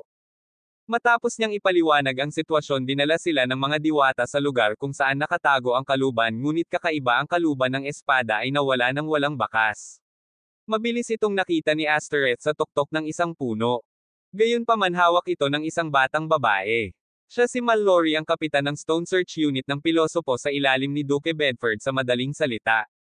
Kasama niya ang hukbong Ingles. Siya ay nagmula sa isang isla na isang kolonya ng Britanya at hindi pa nagtagal ang kanyang bansa ay pinagsama ng kaharian ng Inglaterra. Pinilit niyang manatili sa puno at tumanggi na ibigay ang kaluban. Isang engkanto ang tumakbo para ipaalam kay Astoret na maraming English knight ang umaatake. Nang makitang malapit na ang oras gusto ni Astoret na agawin ang kaluban ng mabilis para buhayin si Jean. Sinabi niya kay Batard na tulungang magambala si Mallory at pagkatapos ay sasalakayin siya mula sa itaas. Gayunpaman hindi ganoon kadaling lokohin si Mallory. Naisip na niya ang plano at bumaril ng araw diretso sa katawan ni Astoret ngunit hindi niya inaasahan na si Astoret ay nagtataglay ng walang kamatayang buhay. Hindi mahalaga kung siya ay nasaktan o sinubukang pumatay hindi siya maaaring mamatay. Mabilis na nabuhay si Astoret lumipad itinulak siya pababa at matagumpay na nakuha ang kaluban ng espada. Sinabi ni Alanson na mananatili siya at pananatilihin si Mallory bilang isang bihag upang pigilan ang mga tropa ng kaaway habang sina Batard at Astoret ay dapat magpatuloy at buhayin si Jean dahil ang paggawa nito ay lubos na magpapalakas sa moral ng hukbong Pranses. Sinabi niya kay Batard na ipalaganap ang balita na siya ay maluwalhating namatay sa labanan.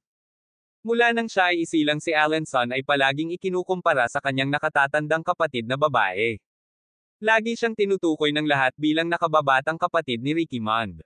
Kinutya pa siya ng ilang malisyosong tao na sinasabing wala siyang kakayahan at hindi karapat-dapat na maging kapatid ni Ricky Mond. Dahil doon laging nasa isip niya na ang layunin niya sa buhay ay lampasan ang kapatid. At sa wakas dumating na ang sandaling iyon. Dapat kilalanin ng lahat ang kanyang talento. Mag-isa siyang lalaban sa mahigit 100 sundalong Ingles. Si Renzi ay humiram din ng 2,000 tropa sa kanyang lolo. Ipinaalam sa kanya ni Astereth na ang kaluban ng espada ay dinadala pabalik sa Orla Karapatang Arians upang buhayin si Jean. Biglang hinarang ng hukbong Ingles ang dinadaanan ni Renzi. Ipinagpalit ni Tremoille ang kanyang buong kayamanan upang lumikha ng puwersang ito. Sinabi niya na kung ang Orla Karapatang Arians ay mapalaya ang prinsesa ay pupunta sa Reims at hindi na siya magkakaroon ng pagkakataon na makipag-ayos sa England. Pinaalalahanan ni Astereth si Renzi na hindi ngayon ang oras para labanan siya, kailangan nilang maabot ang Orla Karapatang Arians sa lalong madaling panahon. Ang panginginig ay patuloy na pinukaw si Renzi sa pamamagitan ng panunuya na sinasabi na alam niya kung paano binaril si Jean sa puso at namatay ng malungkot. Dumating din si Alençon kasama ang kanyang mga tropa para suportahan si Renzi. Noong nakaraang gabi nang siya ay nasa panganib ang kanyang kapatid na babae ay dumating sa oras upang iligtas siya. Bukod dito dinala niya ang kanyang sariling hukbo kasama niya sa Orla Karapatang Arians upang palayain ang maharlikang pamilya ng Pransya. Sinabi ni Rickmont kay Renzi na huwag magambala ng isang kaawa-awang talunan at kalimutan kung sino siya. Magdedeklara siya ng digmaan laban kay Tremoille para magbukas ng landas para makabalik siya sa Orla Karapatang Arians. Alam niyang napakalakas niya para gampanan ang papel ng isang marangal na babae na naghihintay ng proteksyon ng isang kabalyero. Lilinisin niya ang daan para makabalik si Renzi at iligtas ang babaeng mahal niya. Labis ang damdamin ni Renzi na pinatawad siya ni Catherine at ngayon ay tinulungan na siya ni Rickmont. Hindi niya alam kung ano ang maaari niyang gawin para mabayaran sila. Sa kanyang panaginip paulit-ulit na tinatawag ni Jean ang pangalan ni Renzi. Lubhang malungkot at natatakot daw siya, laging naghihintay na dumating si Renzi para buhayin siya. Sa sandaling iyon nagising din si Noir. Naramdaman niyang darating si Renzi pero hindi para sa kanya, para kay Jean. Kahit na nadikit na si Jean sa kaluban ng espada hindi pa rin siya nabubuhay. Kailangan niya ng halik ni Renzi para matanggap ang elixir at magising. Matapos matanggap ang halik ni Renzi siya ay muling nabuhay. Ang mga alon ng palaso mula sa mga puwersa ng kaaway ay patuloy na umuulan sa Orla Karapatang Arians nang ang mga sundalong Pranses ay halos mawalan na ng gana sa pakikipaglaban. Lumitaw si Jean na malakas niyang itinaas ang bandila ng maharlikang pamilya ng Pransya at hinikayat silang huwag sumuko na hindi pa tapos ang labanan. Sinabi niya na siya ay gumaling at magpapatuloy sa pakikipaglaban sa tabi ng lahat na nanunumpa na hindi siya susuko sa Ingles. Inutusan ni Noir si Glassdale na sa pagkakataong ito kapag nakikipaglaban kay Jean hindi siya dapat mag-alinlangan na barilin niya ang ulo nito. Sa pamamagitan lamang ng pagsira sa utak ay tunay na mapapatay ang isang Ulysses. Ikinwento ni Glassdale kung paano noong nakaraan may isang mamamana na isang kahabag-habag na tao na alam lamang kung paano ipagmalaki ang kanyang kakayahan. Ang kanyang showboating ay nakakuha ng atensyon ng isang Panginoon na nag-utos sa kanya na bumaril ng mansana sa ulo ng kanyang asawa. Simpleng gawain lang sana iyon ngunit nakagawa siya ng isang nakamamatay na pagkakamali at namatay ang babaeng mahal niya. Siya ang lalaking iyon at hanggang ngayon nanatili siyang minumulto ng pagkamatay ng kanyang asawa na dulot ng sariling mga kamay. Sinabi ni Noir na hindi siya natatakot sa kamatayan, tinanggap pa niya ito dahil ang kamatayan ay kaligtasan mula sa paghihirap ng isang sinumpaang si Ulysses na tulad niya. Si Noir ay sa katunayan si Philip ay isang magiliw at mabait na Philip na pagkatapos na mabago ng elixir ni Renzi sa isang Ulysses at nakoronahan ng banal na kapite ay naging walang awa na Noir. Ang kaluluwa ng kanyang namatay na ama ay palaging lumilitaw sa kanyang paligid na nagpapaalala sa kanya na siya ay ipinanganak upang maging reyna ng mundo at hindi siya pinayagang mamatay hanggang sa dumating ang araw na iyon. Nais ng mga tao ng Orla Karapatang Arians na buksan ang mga pintuan ng lungsod upang direktang salakayin ang base ng Ingles at ang mga Ingles ay nagtipon din sa tarangkahan na nagnanais na supilan muna ang mga tao. Gusto ni Jean na tumulong ngunit pinigilan siya ni Renzi na isang beses lang siyang mabubuhay kaya ayaw nilang pumunta siya sa mga ganoong delikadong lugar. Sinabi sa kanya ni Renzi at Astaroth na ang paghikayat lamang sa mga tao at sa mga sundalong Pranses ay sapat na. Kung may mangyaring masama sa kanya hindi nila magagawang harapin ang prinsesa. Pagkatapos noon mabilis na lumabas si Renzi at ang lahat para makipaglaban at sinundan naman sila ni Jean. Nag-transform siya bilang isang Ulysses at tumakbo para labanan si Noir. Nang makita siyang lumitaw mabilis na nag-set up si Glassdale ng isang formation para patayin siya habang nakikipag-ugnayan siya kay Noir. Agad na kinuha ni Renzi ang kanyang kabayo at sumugod na sumama kay Jean. Gusto siyang tulungan ng hukbo habang nakikipaglaban siya kay Noir ngunit tumanggi si Jean na gusto niyang talunin ang kasuklam-suklam na babaeng iyon ng mag-isa. Nang makita ni Renzi na gustong sumabak sa labanan si Elena Section On at ang mga sundalo at sibilyang Pranses ay nais ding sundan siya, sinabi nilang itataya nila ang kanilang buhay para sa kanya. Sinabi niya sa lahat na hindi siya sapat para maging karapat-dapat niyan at hiniling niyang hiramin ang kanilang lakas hindi para sa France ngunit para sa isang bagay na mas personal. Gusto lang daw niyang tuparin ang mga pangako niya sa kanyang mga kaibigan at ilang araw lang ang nakalipas nalaman niya kung ano ang tunay na pag-ibig kaya gusto niyang sabihin na gusto niyang humiram ng lakas sa lahat para iligtas ang babaeng mahal niya. Ang kanyang taos-pusong pagsusumamo ay nagpakilos ng libo-libo at sila ay sumugod patungo sa kaaway ng may napakatinding lakas na kahit ang mga Ingles ay hindi makapaniwala sa kapangyarihang taglay nila. Salamat sa tulong ng lahat, mabilis na nakarating si Renzi kay Jean. Si Noir na naglalayong durugan ang espiritu ng pakikipaglaban ni Jean ay nagsabi sa kanya na upang magdala ng 2,000 tropa dito upang lumaban si Renzi ay kailangang magpakasal sa ibang babae. Nang marinig iyon nalungkot si Jean dahil sinira niya ang pangako sa kanya, malinaw na sinabi niyang hindi siya magpapakasal at mananatili sa tabi nito magpakailanman. Kahit na ipinaliwanag niya na ang kasal ay pamamaraan lamang upang makakuha ng suporta sa militar, galit pa rin si Jean. Pakiramdam niya ay nakikita lamang siya nito bilang isang paraan upang labanan ang mga Ingles. Habang siya ay ginulo, inatake siya ni Noir mula sa likuran ngunit nabigo, inihagis ang babae sa hangin na nagbabalak na barilin siya ni Glassdale habang siya ay nahulog tulad ng huling pagkakataon. Pero ngayon nandoon si Renzi. Walang paraan na hahayaan niyang mamatay ng ganoon ang babaeng mahal niya.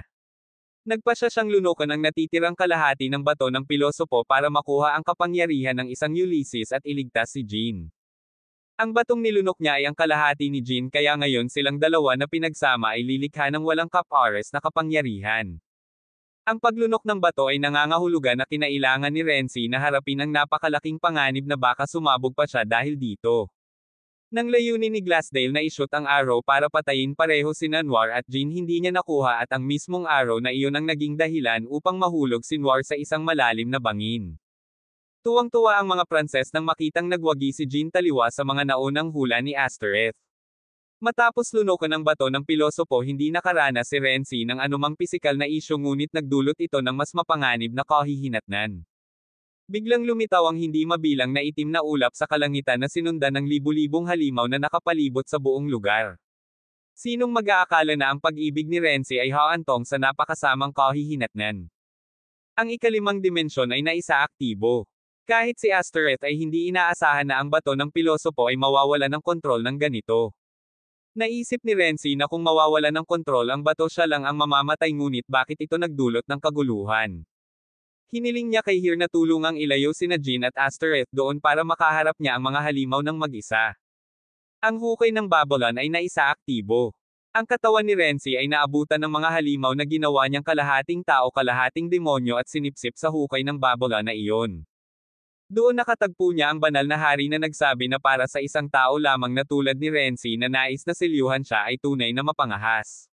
Sinabi ng Divine King na siya ang lumikha ng sangkatauhan. Ang pagpatay sa isang Diyos ay isang malaking kasalanan. Kapag ang mga tao ay walang pinuno, ilalabas nila ang lahat ng kanilang mga hangarin at ambisyon at walang katapusang mag-aaway sa isa't isa. Ang kapayapaang pinananatili sa mundong ito ay umiiral lamang dahil ang mga tao ay pinamumunuan niya. Isa pang Diyos ang nagpakita at tinataka ng Divine King. Sinabi niya kay Astereth na ito na ang kanilang huling pagkikita. Sinabi niya na hindi lahat ng Diyos ay naglaho, mayroon pang isang Diyosa na natitira sa mundong ito. At iyon ay si Astereth. Inaasahan niya na ipagkaloob niya ang mga pagpapala sa sangkatauhan sa kanyang lugar. Ang kinabukasan ng langit ay nasa kanyang mga kamay. Matapos wasakin ng Divine King, unti-unti siyang nawala. Ang sandaling nawala ang lalaking iyon ay ang sandaling tuluyang naging demonyo si Renzi. Sa totoo lang, kinuha ng Divine King ang kanyang katawan, ang demonyong iyon ay nawasak ang isang buong kuta sa loob lamang ng ilang maikling segundo. Nais niyang lumikha ng isang perpektong paraiso para sa kanyang sarili. Ngunit bago iyon, ang kailangan niyang gawin ay linisin ang sangkatauhan. Nais niyang mawala ang lahat ng tao sa mundong ito upang muli niya itong likhain. Ang kaganapang ito ay naganap ng eksakto tulad ng ipinropesya ni Nicholas Flamel. Siya ay nagpakita at sinabi na dapat ay nagpasya siyang alisin si Renzi sa sandaling siya ay ipinanganak. Ngunit gusto niyang maniwala na kaya ng mga tao ang kapalaran na ang kapangyarihan ng pag-ibig ay makapagliligtas sa sangkatauhan at makakapagpabago ng tadhana. Tinanong ni Jair si Astereth na ipaliwanag kung ano ang nangyayari doon. Ngunit sinabi ni Astereth na kahit alam niya ang nangyayari wala ng paraan para pigilan pa ito. Si Nicholas Flamel ang kanilang huling pag-asa. Siya ay nagmula sa isang organisasyong itinatag upang lumikha ng paraiso para sa sangkatauhan. Sa pamamagitan ng sangkatauhan ang lahat ay tumakas sa takot sa lungsod. Ngunit si Astereth lamang ang hindi. Ang kalaban na kinakaharap nila ngayon ay isa sa mga Diyos. Direktang pinuntirya ng halimaw si Astereth at tinawag siyang dakilang makasalanan. Pinangarap niyang maghayganti sa kanya sa loob ng libu-libong taon sa pag-iisip. Marahil ang lahat ay isang sumpa habang ipinahayag ni Flamel na ito ang mundo ng mga tao lumikha siya ng magic circle upang bitagin ang halimaw na gustong makaranas siya ng human invention alchemy. Ang mundong ito ay hindi nangangailangan ng mga Diyos o bato ng mga pilosopo, ang paraiso ay dapat itayo ng mga tao at para sa mga tao. Ngunit ang kanyang magic circle ay mabilis na nawasak ng halimaw. Para sa halimaw ito ay walang iba kundi isang maliit na lansihin. Inihagis niya si Flamel sa malayo at ngayon ang target niya ay si Astaroth. Sinabi niya sa kanya na ang mga tao ay hindi kanilang Panginoon. Ang mga tao ay puno ng ambisyon at nag-aaway sa isa't isa sa mga walang kabuluhang bagay. Kung hindi sila pinamunuan mawawalan sila ng paraiso magpakailanman. Sinabi ni Astaroth na hindi siya maaaring patayin dahil siya ang tagapag-alaga ng bato ng pilosopo. Sinabi ng halimaw na maaaring hindi siya mamatay ngunit maaari niya itong patayin ng hindi mabilang na beses. Papatayin daw niya ito ng paulit-ulit ng walang katapusan. Nakikita ang mga madilim na ulap sa langit na bumababa. Inihanda ni Jair na gamitin ang bato ng pilosopo para makuha ang kapangyarihan ni Ulysses at labanan ang mga Ingles. Binalaan siya ni Alençon na ang paggamit ng bato na walang elixir ay lubhang mapanganib.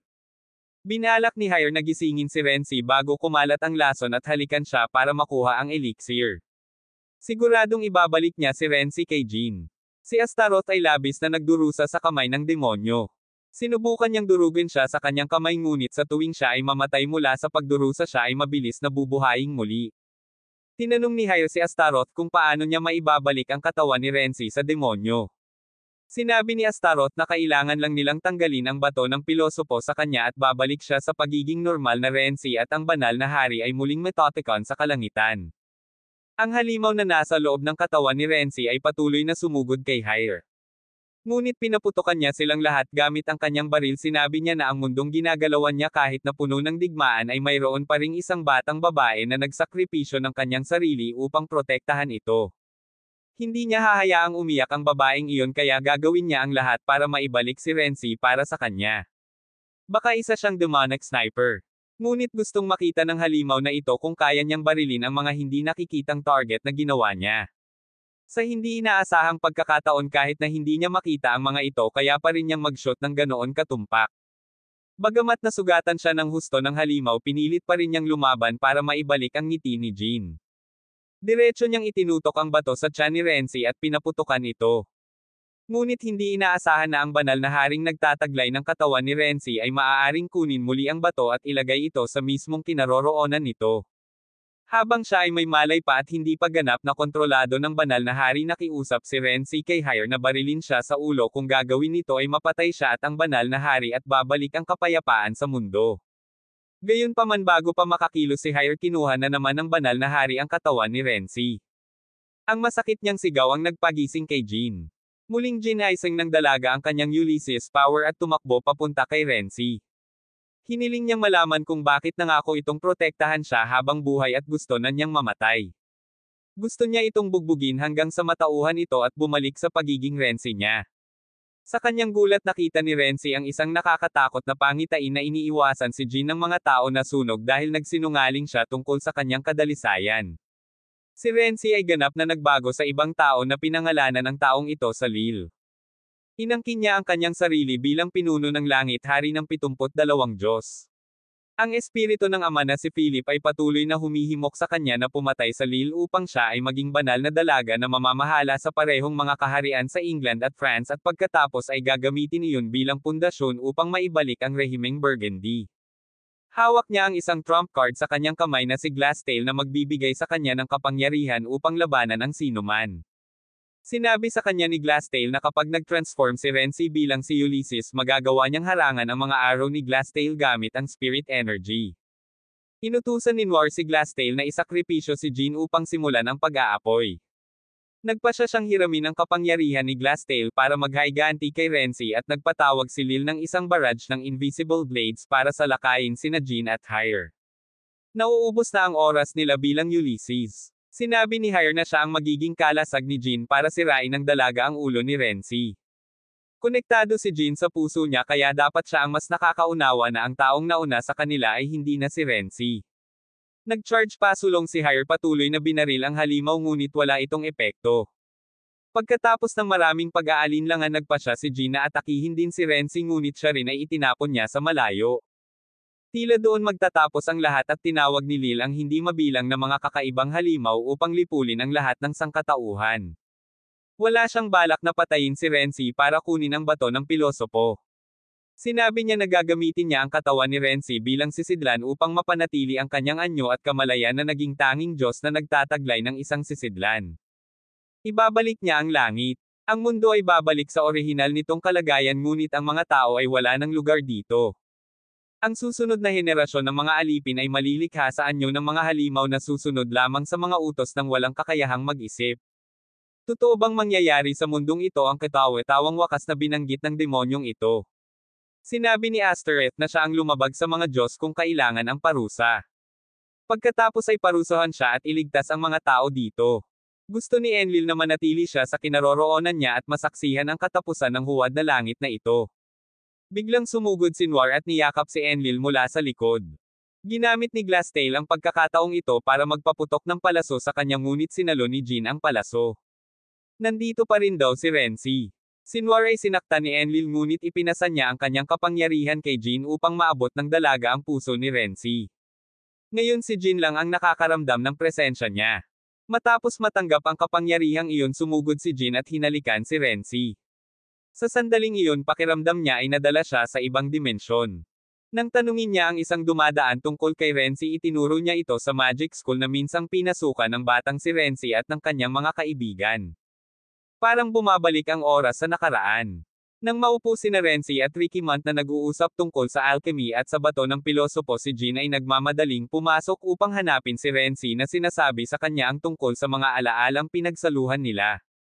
Ikinwento niya sa kanya kung paano siya niligtas kung paano sila nagdaan sa napakaraming pinagdaanan at sinabi niyang hinding-hindi siya magpapakasal at mananatili sa tabi niya ngunit hindi siya nakilala ni Renzi. Ito ay nagpalungkot sa kanya ng husto. Lumipat muli ang oras at natagpuan ni Jean ang sarili sa kastilyo ng lolo ni Renzi. Nakita niya sina Renzi at Catherine na nakatayo sa harap ng maraming libingan. Sinabi niya sa kanya na iyon ang mga babae ng kanyang nakababatang kapatid na babae na naakit sa kastilyo at namatay sa tore. Sa pinanibik na makauwi at makapiling ang kanilang mga pamilya lahat sila ay umiyak nang dumating sila ngunit kalaunan ay namatay sa kawalan ng pag-asa. Hindi niya mailigtas ang alinman sa mga ito. Sinubukan siyang aliwin ni Catherine sinabing hindi niya kasalanan kundi sa kanyang lolo. Alam niyang napalitan ng digmaan ang kanyang lolo sa ganoong tao. Sa magulong mundong ito ang malalakas lang ang nabubuhay. Kung hindi mo ipagkanulo ang iba ipagkakanulo ka nila. Sa ganitong mundo ang mga tao ay napipilitang maging kasing malupit ng kanyang lolo upang mabuhay. Kapag natapos na ang digmaan matatapos ang lahat. Kaya naman inilaan niya ang buong kabataan niya sa pag-aaral ng alchemy. Sinabi sa kanya ni Jean na gusto niyang bumalik siya sa totoong mundo kasama niya. Hanggat sila ay nagtutulungan maaari nilang tapusin ang digmaan. Sinabi niya sa kanya na nakikita niya ang nakaraan at hinaharap at sa hinaharap nakita niya itong sinunog ng buhay ng mga tao dahil nagdududa sila sa kanyang kadalisayan. Sabay silang naglakad patungo sa nayon kung saan sila unang nagkita. Kahit na ito ay isang artificial na mundo nais ni Renzi na manatili doon magpakailanman. Sa mundong ito walang digmaan o kaguluhan walang magic ngunit makakasama niya ang taong mahal niya. Ang kailangan lang niya ay si Jean ngunit hindi ganoon din ang pakiramdam ni Jean. Para sa kanya kahit puno ng sakit ang totoong mundo maganda pa rin ito kahit na baka mamatay siya sa pagbabalik. Maaari pa rin siyang manatili sa tabi ni Renzi sa pamamagitan ng pamumuhay sa puso ng mga tao kung mapapaalis nila ang hukbong Ingles. Nagtagumpay siya sa paghikayat kay Renzi na bumalik sa realidad kasama niya at hindi na maaaring angkinan ng demonyo ang kanyang katawan. Magkasama nagpasya silang gamitin ang kapangyarihan ni Ulysses para labanan si Enlil. Nais nilang muling itayo ang kasaysayan ng mundong ito nang magkasama syempre hindi papayag si Enlil. Naniniwala siya na ang lahat ng bagay sa mundo ay nilikha niya at hinding-hindi niya hahayaang pamahalaan ito ng mga tao. Sa isang kritikal na sandali hiniling ni Jean kay Renzi na bigyan siya ng higit pang elixir upang lubos niyang mailabas ang kapangyarihan ni Ulysses. Nakipaglaban sila sa perpektong koordinasyon at hindi nagtagal pinutol ni Jean ang ulo ng demonyo. Napagtanto nila na ang halimaw na ito ay hindi nakakatakot kung sila ay maninindigan ng magkaisa. Nagsaya ang mga tao at hukbo at ipinagdiwang ang kanilang tagumpay. Ngunit para kay Noir hindi pa rin ito tapos. Ang espiritu ng kanyang ama ay patuloy na nagpapaalala sa kanya na kung ang prinsesa ng France ay makoronahan ang England ay mahuhulog sa krisis. Kailangan niyang alisin ang ugat ng problema Jean. Ngunit paano niya magagawa iyon? Si Jean ang taong pinakamamahal ni Renzi ang kanyang kaibigan. Itinaas niya ang kanyang espada para saktan si Jean. Ngunit sa huli hindi niya magawa. Sa halip lumingon siya at hiniling kay Glassdale na wakasan ang kanyang buhay. Ayaw na niyang mamuhay sa puot ng kanyang ama. Binasag lamang ni Glassdale ang helmet na naging Ulysses at tumangging saktan siya. Hindi makapaniwala ang hukbong Ingles na nanalo ang France sa pamamagitan ni Ulysses at divine power. Nais ni Excalibur na umatras ang mga puwersa ng Ingles mula sa France. Mabilis na naiulat ang balitang ito kay Renzi. Pansamantalang natapos ang digmaan at ang mga tao sa Orleans ay nagdaos ng isang engranding pagdiriwang ng tagumpay. Hindi raw nila makakalimutan ang dakilang tagumpay na ito. Sina Hire Elena Seccionon at Batard ay nakatanggap ng napakalaking gantimpala pagkatapos ng labanan. Ngunit hindi gaanong pinalad ang sitwasyon ni Renzi. Nabalitaan ni Jean na hinalikan niya si Hire kaya nagalit ito sa kanya. Kahit na ipinaliwanag ni Renzi na ginawa lang niya ito para bigyan siya ng elixir at walang romantikong damdamin hindi pa rin nakakalma ang galit ng dalaga. Akala niya gusto nitong gawing pangalawang asawa si Hire. Tuwang-tuwa si Princess Charlotte nang mabalitaan niyang ligtas na si Jean. Tumakbo siya at hinalikan si Jean ng buo pagkatapos ay nagpasalamat kay Hire sa pagligtas ni na Jean at Renzi. Binigyan niya si Renzi ng titulong General of France upang makakuha ng tiwala at ipagpatuloy ang laban. Napilitan siyang tanggapin ang titulo. Ang maharlikang Pranses ay hindi pa rin tunay na nagkakaisa. Tiyak na magpapaplano na naman sila laban kay Jean simula ngayon. Siya ang magiging pinakamataas na ranggo na commander sa France. Tatanggapin daw niya ang titulo sa isang kondisyon. Dapat makipagkasundo ang prinsesa kay Rickmont. Gustong umalis ni Asta karapatang Ari Ruff at pumunta sa ibang lugar ngunit pinigilan siya ni Renzi. Dapat daw ay may napansin itong kakaiba sa kanya simula pa lang. Isa siya sa mga banal na hari na lumikha ng mundong ito. Nilapitan niya lang siya para gamitin siya sa alchemy. Sinabi ni Renzi na wala siyang pakialam kung sino siya o kung saan siya nanggaling. Ang naramdaman niya mula sa kanya ay walang katapusang pagmamahal sa lugar na ito. Hindi niya sinasadyang saktan ang mga tao. Hindi siya nagalit sa kanya dahil sa pagtatago ng tunay niyang pagkatao. Sa kabaligtaran gusto niyang manatili siya at masaksihan ang muling pagtatayo ng sangkatauhan sa mundong ito. Siya ang Diyosa na maaaring magbigay ng mga pagpapala sa sangkatauhan. Upang protektahan si Noir nagsinungaling si Glassdale sa commander na sinasabing nahulog siya sa bangin sa panahon ng labanan.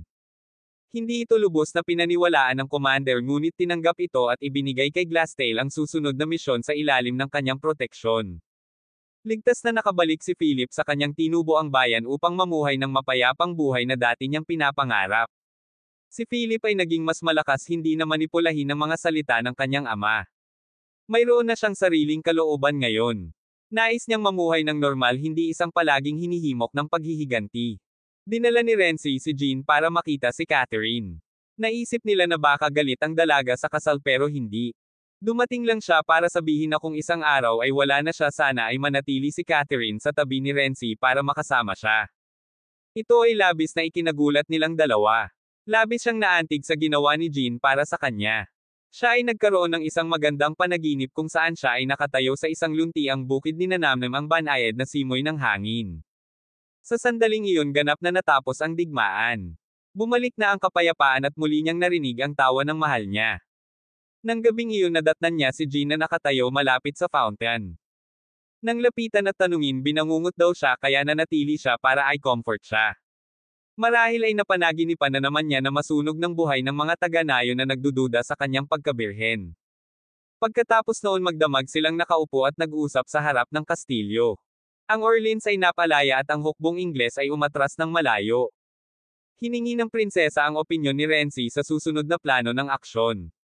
Sinabi ni Renzi na dumiretso sila sa Reims kung saan ikokoronahan nila ang prinsesa bilang reyna ng France. Nais din ni Richmond na suportahan ang maharlikang pamilya ng Pransya. Sinabi ni Renzi na bilang isang general hindi niya kayang magdesisyon ng mag-isa.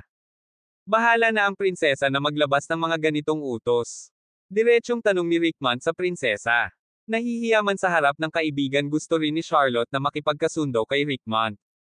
Sinabi niya na nabigyan na niya siya ng isang marangal na titulo para makabalik siya sa maharlikang pamilya ng Pransya kung kailan niya gusto. Tila natutunan din ng prinsesa kung paano magpakumbaba at silang dalawa ay nakipagpayapaan sa isa't isa. Masaya silang umalis ng magkasama para sa Reims upang simulan ang paglalakbay ng muling pagtatayo ng isang bagong mundo para sa sangkatauhan. Habang nasa daan tinanong ni Jean si Renzi kung paano ginawa ang mga sanggol na gusto niyang magkaroon ng sanggol sa kanya. Namula ito sa kahihiyan. Nang marinig ito agad na binalaan ni Hire si Renzi na huwag gagawa ng hindi nararapat habang menor de edad pa si Jean. Parang naging close silang lahat. Masayang nagkukwentuhan habang naglalakad sila pasulong sana ay matapos na ang digmaan at magbabalik ng kapayapaan sa buhay ng lahat.